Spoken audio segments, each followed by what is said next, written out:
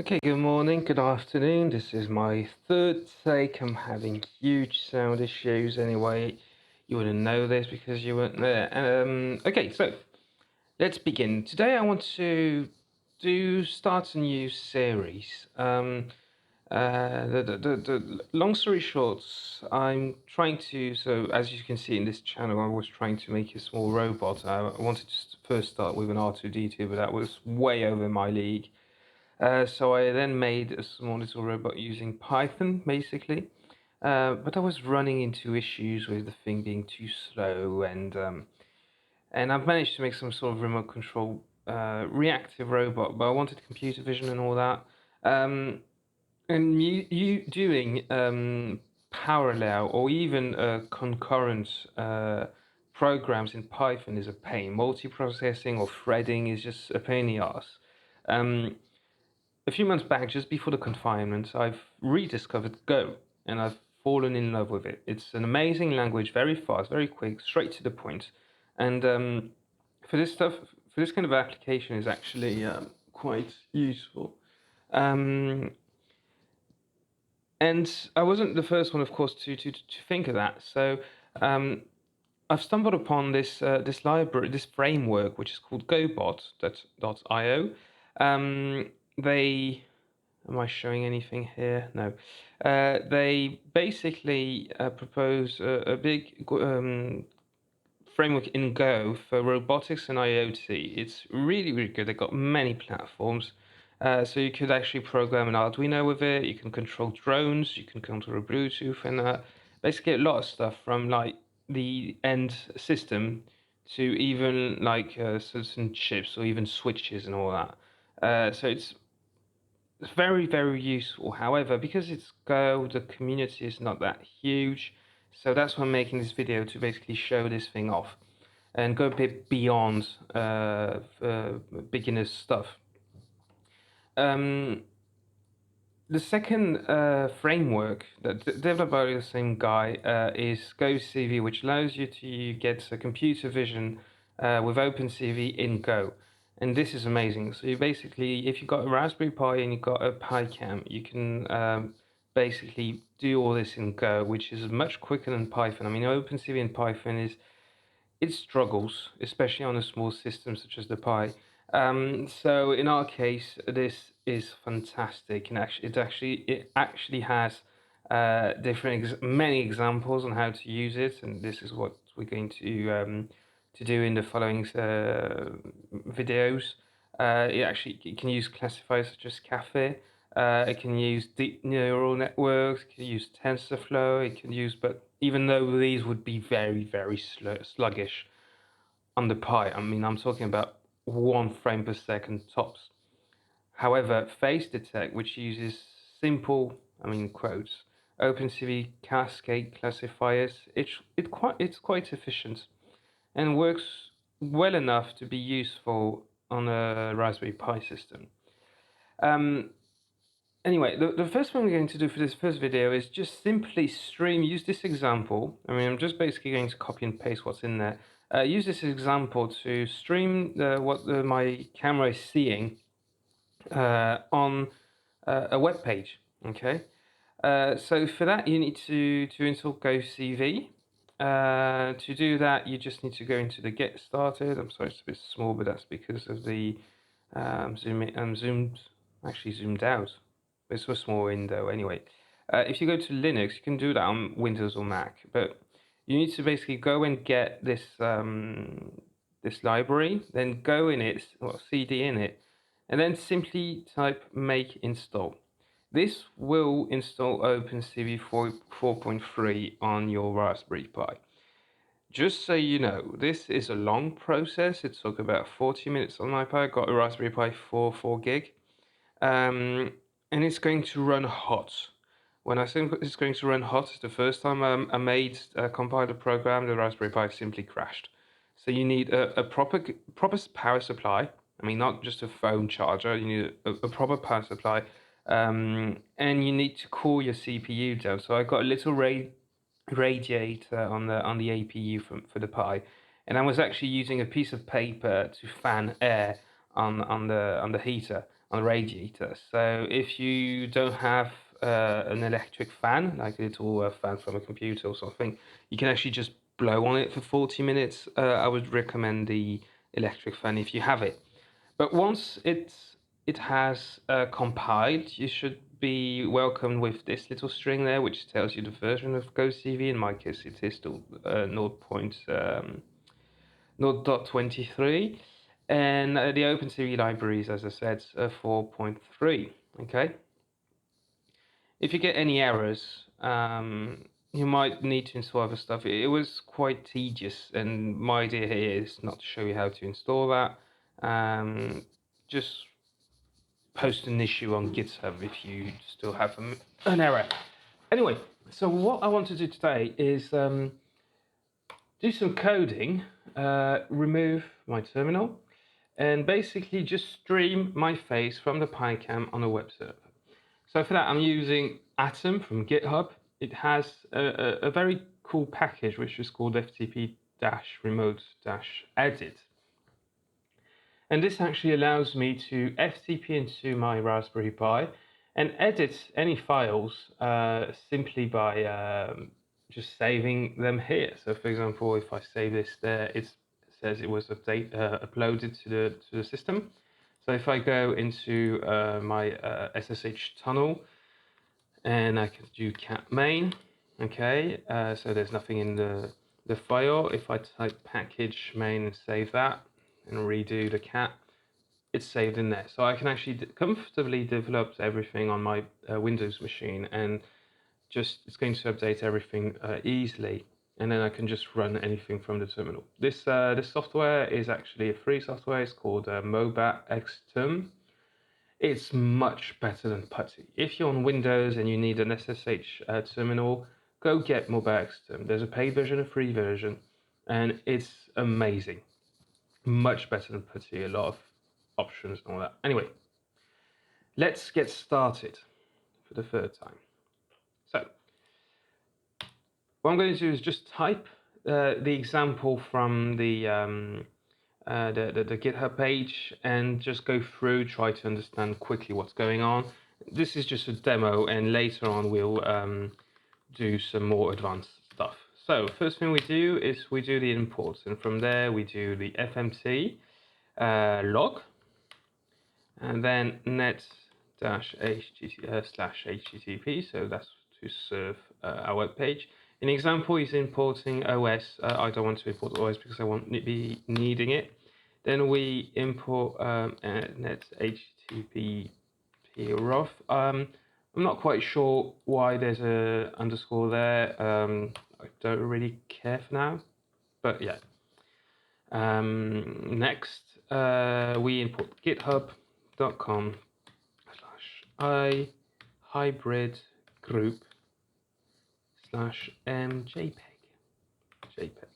Okay, so this will be converting the image and streaming the image to the HTTP server. Lastly, gocv.io/x/gocv. That's for the for managing the webcam and all that. Okay, now some global variables. The device ID, which is an integer. Error, which is an error. Webcam, which is a pointer to GoCV.video capture. And lastly, stream, which is a pointer to mjpeg.stream. Great. There's a space there, that's going to throw an error. Okay. Next, we can start the main functions. So main.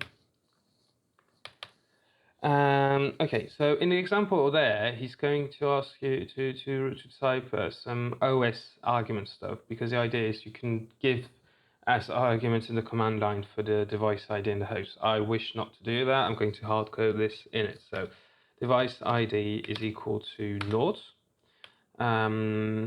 Host is equal to, that's a string, the localhost and port, okay, 8082. For this, you put whatever you want. What you'll end up needing to do is just go to the IP of the Raspberry Pi, and it's going to forward this port to you. For the device ID, you could, if you go into the terminal and you type lsdev, basically video 0 means it's 0. If I had video 1, it would be 1, I think, not sure. But yeah, in my case it's 0. It might change. There might be a way to programmatically decide this. I think maybe -1 could be a general one that would take the first one available. Not sure. 0 works. Let's go for that. Great. So now we can open the video capture. So this yields returns two values, so webcam and error. GOCV.open video capture, and we give it the device ID. Okay, if we get an error, if error is different than nil, we basically print that we got an error opening capture device. And we can give it the value new line device ID. Okay, and then we just basically return and close the program, because it won't work because it didn't find a camera, and without a camera, well, the program is useless. Anyway, if this works, we can defer. So the last thing that needs to be done is close this channel. Okay. Great. Now we get the stream object. So mjpeg new stream. Okay. fmt print new line, and in this new line we're going to say that we are capturing. Point your browser to, and now we just type the host. Okay, just some information. Wait, before that, I forgot the most important bit.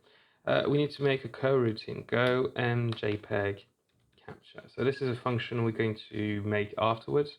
So it's going to be able to grab the image from the webcam, put it into the stream, and within an infinite loop. Yep. Last thing is http.handle root stream. So this basically is to handle the HTTP server.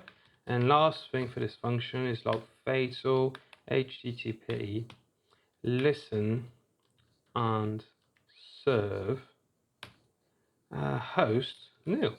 Okay, so that's pretty much it. Let me get some coffee. Okay, so that's it for the main function. Now we can do the mjpeg capture. So this is a new function, func, and it's quite short. So we're going to declare a object which is image, or image, which is GOCV new mat. So it's actually, I think, mat for matrix, a new mate. And last thing we do is close the matrix. So for this is the infinite loop. So if everything is okay, we declare the value okay, being the webcam dot read, and we give it a pointer to our mate image. If it's not okay, we crash. No, we don't crash. We just say that we haven't managed to get the image.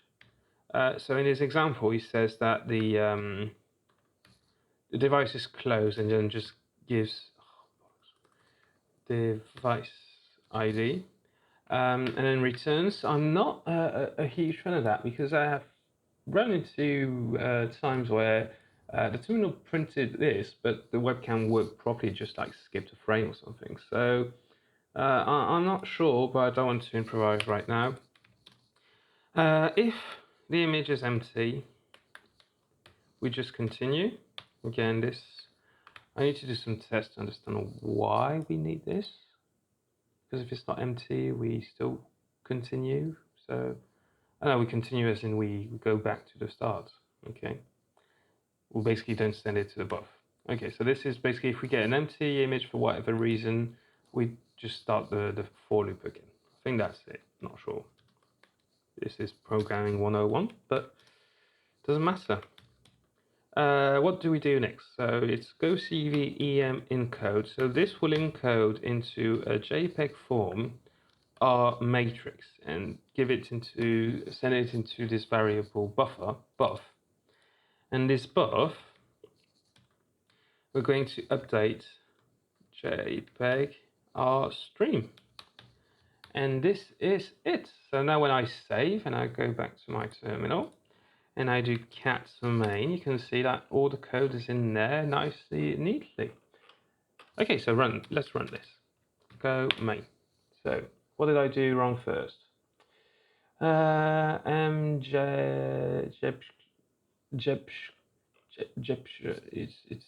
Jepsh. Okay, so it's JPEG. Host. So line 43. So what did I do wrong? Host is undefined. Is it? It is. Of course it is. Okay, I just forgot the comma here.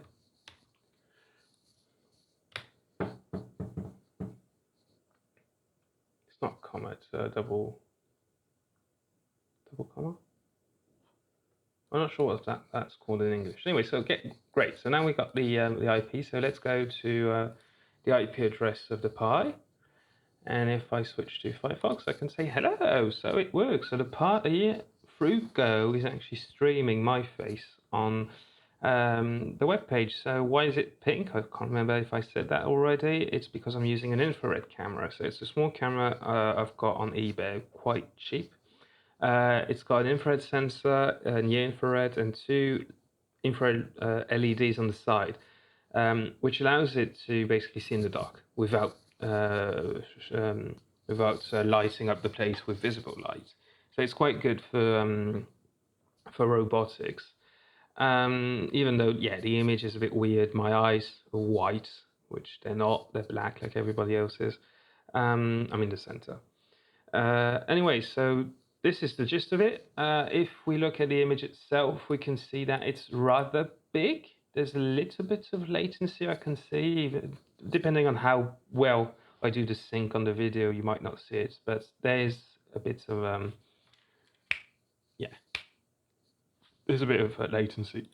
If we look at the size of the image, we can see it's 640 by 480. This is a bit large to do computer vision on something so small, such as the Raspberry Pi. It's going to struggle. So you want to reduce the size of the image, but how do you do that? Well, if we go back to the code, if I remove the terminal, there's actually a very simple way to add the parameters to our webcam object. And for that, it's a bit weird the way it works, and I need to find the link to the documentation. I'll post it to in the description because I can't find it. I don't want to spend too much time on that. But what we do first is we define the width. So the width was 480. Now it was 640. And the height.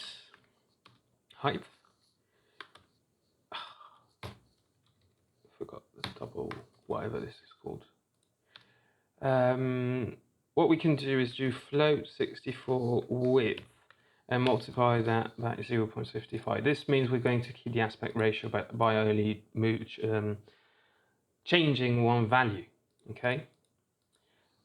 I got that. No, it's 3. No, hang on. Wait, was it higher or wider? It's wider and higher. Okay. Yeah, this should work. But what we want to do is make, yeah, it's put it smaller. So yeah, that's why. That's why I was hesitating. So now what we do is we do webcam and we set the parameter. And the way it works is you've got the value of the property, and then you've got the value of you want to give it. Okay, and you need to look at the documentation to determine which value you want to put there. For the width, it's free, and it needs a float 64 value. So we put width here. For the height we set 4 and then float 64 height. Okay, if you want to do for example, the FPS, it would be 5, and then you put a value. Okay, you can limit it if you want to have better efficiency, or in our case, I'm going to put in comments that FPS. Okay, FPS value. And I'm going to comment this, but yeah, and there are others in the description in the project on GitHub. I'll try to put the link for this. So now if we save that, if I stop this one, start again. So you see we connect and you actually got IP address on my local networks. I don't think this is a security concern. I'm going to change all that anyways.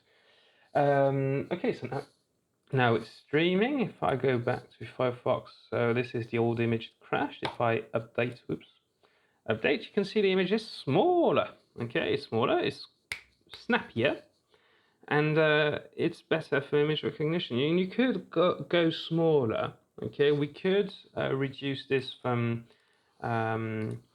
if we divide this by 2, it would be 160.